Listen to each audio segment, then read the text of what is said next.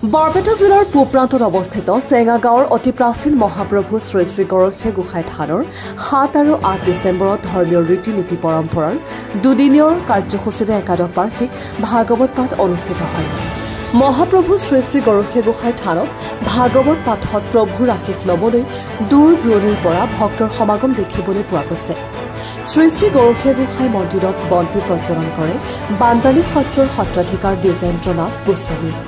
প্ৰতিটো কাৰ্যসূচীতে ভক্তপ্ৰাণ ৰাইজৰ সহায় সহযোগিতা আৰু উপস্থিতি কামনা কৰিছে মহাপ্ৰভু শ্ৰী শ্ৰী গৰখীয়া গোসাঁই থান পৰিচালনা সমিতিয়ে। 21 আঘোণ 1431 ভাস্কৰাব্দ ইংৰাজী 7 ডিচেম্বৰ শনিবাৰে কাৰ্যসূচীসমূহ এনেধৰণৰ: ৰাতিপুৱা 7 বজাত পৰিৱেশ নিকাকৰণ, ৰাতিপুৱা 8 বজাত মহাপ্ৰভু শ্ৰী শ্ৰী গৰখীয়া গোসাঁই থানৰ পৰিচালনা সমিতিৰ সভাপতি মাননীয় শ্ৰীযুত তৰুণ তালুকদাৰে ধৰ্মধ্বজা উত্তোলন কৰে। ৰাতিপুৱা 8:30 বজাত গছপুলি ৰোপণ শ্ৰীযুত ভগীৰথ ডেকা জ্যেষ্ঠ সমাজসেৱক। ৰাতিপুৱা 9 বজাত স্মৃতি তৰ্পণ শ্ৰীযুত অমৃত কুমাৰ ডেকা মৌজাদাৰ চেঙা মৌজা। ৰাতিপুৱা 11 বজাত অসম ভিত্তিক মহিলা দিহানাম প্ৰতিযোগিতা। উদ্বোধক শ্ৰীযুত মৃদুল শৰ্মা খণ্ড উন্নয়ন বিষয়া চেঙা। নিশা 7 বজাত নলবাৰীৰ পৰা আমন্ত্ৰণ কৰি অনা পুতলা নাট প্ৰদৰ্শন। 22 আঘোণ ইংৰাজী 8 ডিচেম্বৰ ৰবিবাৰে ৰাতিপুৱা 10 বজাত ভাগৱত পাঠ পাঠক মাননীয় ডক্টৰ বাবুল চন্দ্ৰ দাস বৰপেটা সত্ৰৰ বুঢ়া সত্ৰীয়া।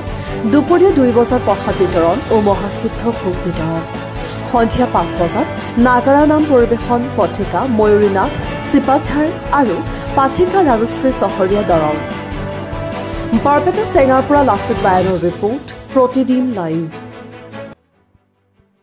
আৰু বৃহত্তম গাঁও এই চেঙা গাঁৱৰ এটা চুবুৰী বামপাৰা আৰু এই বামপাৰা চুবুৰীত অৱস্থিত এই মহাপ্ৰভু শ্ৰী শ্ৰী গৰখীয়া গোসাঁই থান।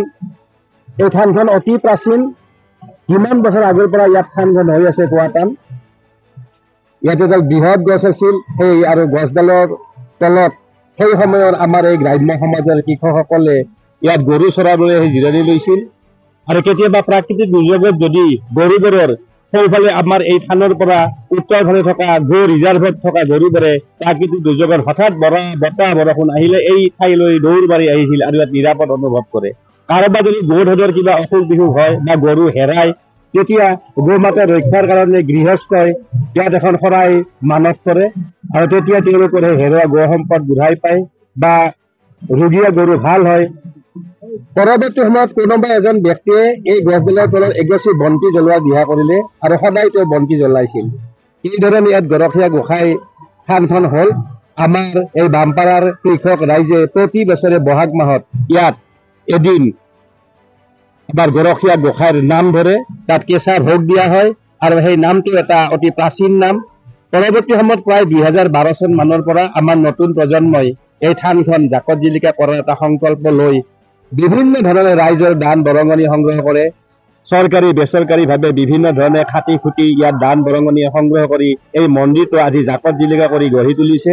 আৰু এই গৰখীয়া গোসাঁইৰ মন্দিৰৰ সংলগ্ন ঠাইত ক্ৰমে সদাশিৱৰ মহালিংগেশ্বৰ মন্দিৰ, গণেশ মন্দিৰ, ৰাম মন্দিৰ, হনুমান মন্দিৰ আদি কেইবাটাও ইয়াতে মন্দিৰ প্ৰতিষ্ঠা কৰা হৈছে।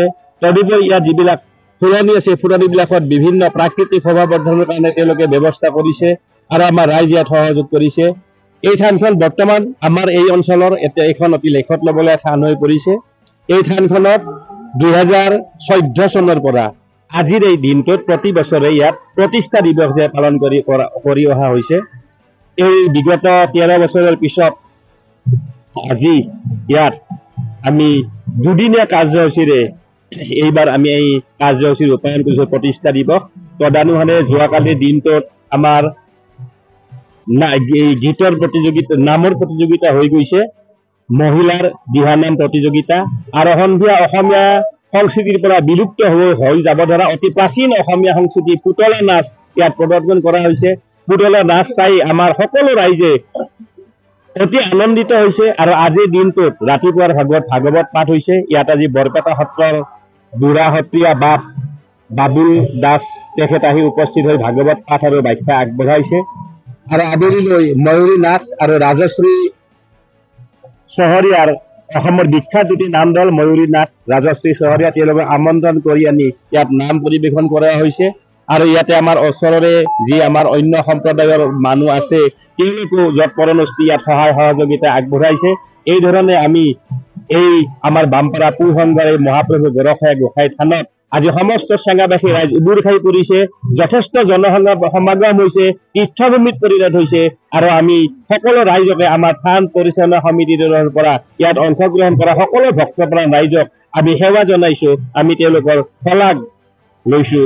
আৰু যিসকলে এই কাৰ্যসূচীত আহি আমাৰ এই কালিৰে পৰা হৈ থকা কাৰ্যসূচীবিলাক সফল ৰূপায়ণ কৰিলে, সকলো অংশগ্ৰহণকাৰী নামদল, মহিলাৰ নামদল, পুতল নাচ, ভাগৱত পাঠত অংশগ্ৰহণ কৰা ভকতবৃন্দ, আমি সকলোৱে আমাৰ এই নাম ধৰ্মৰ লগত জড়িত আটাই লৈ আমি আমাৰ এই মহাপুৰুষ গৰখীয়া গোসাঁই থান পৰিচালনা সমিতিৰ তৰফৰ পৰা সেৱা জনাইছো।